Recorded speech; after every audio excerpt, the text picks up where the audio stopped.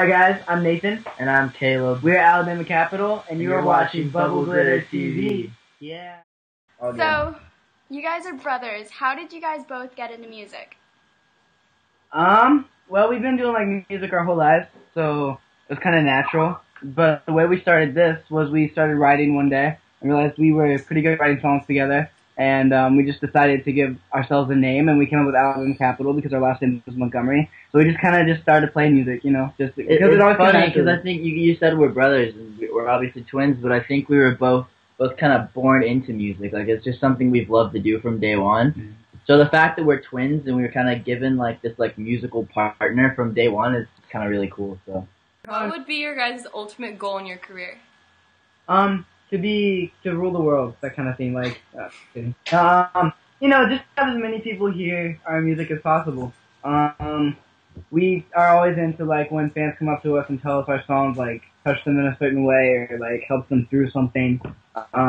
And to have as many people as possible to hear our music and stuff is what the main thing is to us. So whatever that means, whether it be through radio or whatever, I mean, at some point we do definitely want to be successful at this, and we're on our way to doing that. So we're just my goal would just be to impact the life of like everyone that hears it, like everyone who gets to know us and our music, that their lives would be impacted, you know, that we would actually make a difference. That's a good answer. Or what has been the greatest inspiration to your music?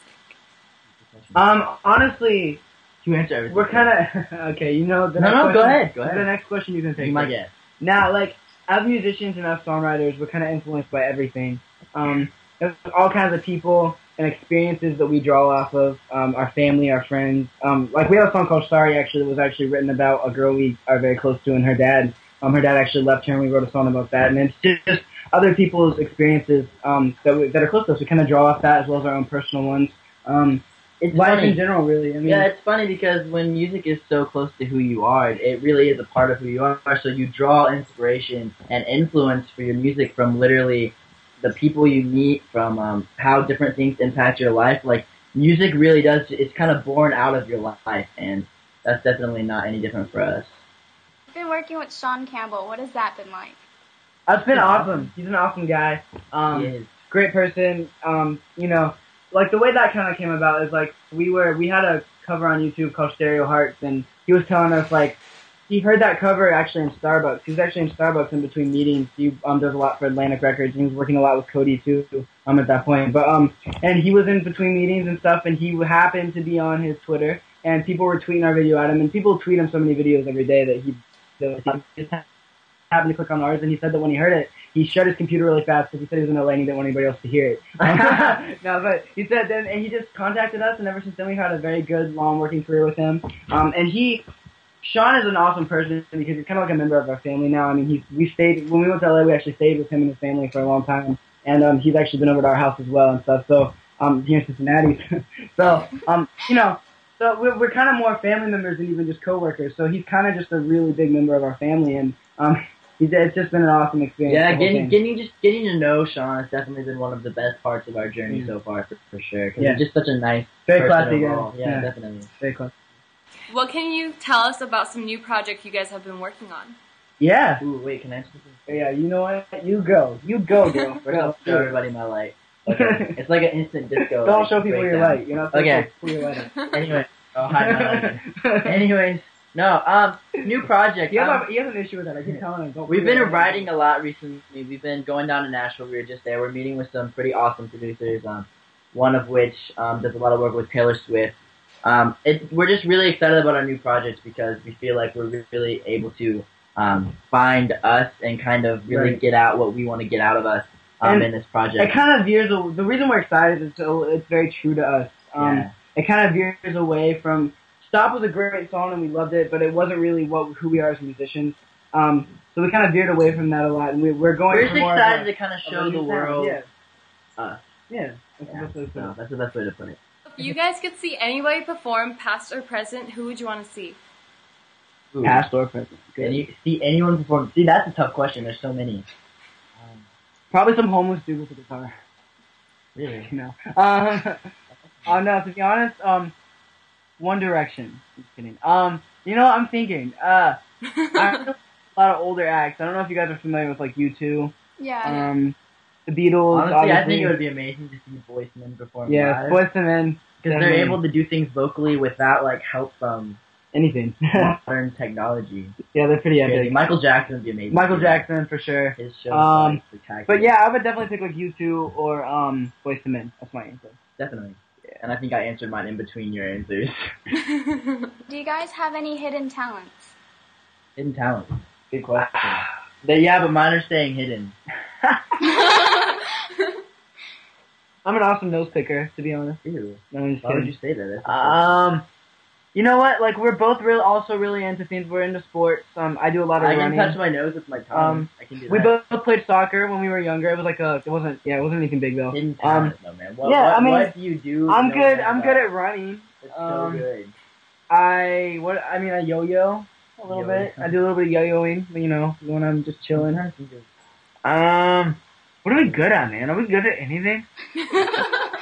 Jeez. I think singing is my talent. No, like, I'm thinking. I really enjoy cooking. I cook a lot. I do a lot of food. I love putting together recipes. I like to cook too. My main dishes are toast and cereal.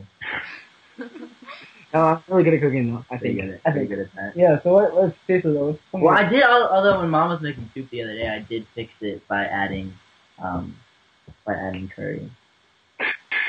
So are you good at anything? Yeah, I am good at everything. I answered already. No, you didn't, but it's okay. Alright, you know what? I'm just good at cooking and running, I guess. And I am good at touching my nose with my tongue. Okay. Yeah. There you have it. There you have it. Can you show us your nose big ass? My nose? I can. No, you This can't. is awkward. You don't know. You really? No, wait. I've never seen him do this, so I don't know. Touch my nose with my tongue. Yeah. I can do this. I totally can. Let me practice. You have to use line. Oh, he did it! Oh, God, he did it! Ugh. There we have it. There you go. Is there ever a time where you guys disagree with each other about music? All the time.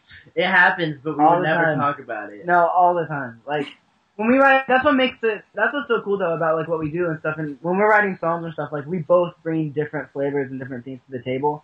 You know, I'm more into a lot of like urban sounding things, and he's more into a lot of like cool, just like, I'm into everything. right, yeah, you're into everything, but like our musical taste differ. I mean, we rarely argue about music, but like we do argue sometimes, but like it rarely ends in like anything worse than like it's never ended in that. like walking out of the room or something. Like, No, we've gotten in a few fights before too, though. like I can't handle this anymore. I have to go. Yeah, it happens. Like we do fight over that stuff a lot though sometimes. If you guys could collaborate with anyone, who would you collab with?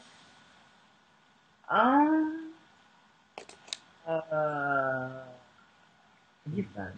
really thinking because actually I would love to collab with Ed Sheeran. Carlos Mm. and Carlos Santana would be cool. you want to know why though? Because like I'm really into my guitar stuff too. Like I'm more than just like I consider myself like a guitarist first, and like I love his stuff and I listen to a lot of his things and like when he's like playing with like these artists and stuff, like it would just be so cool to like do like a guitar collaboration as well. Like to do something where we're standing and then like we can like solo back and forth and then like yeah. That's Carlos. What advice would you guys give to up-and-coming artists? Do you want to go first? Take them. Honestly, just to stay true to yourself. To really keep persevering and pursuing what you want, and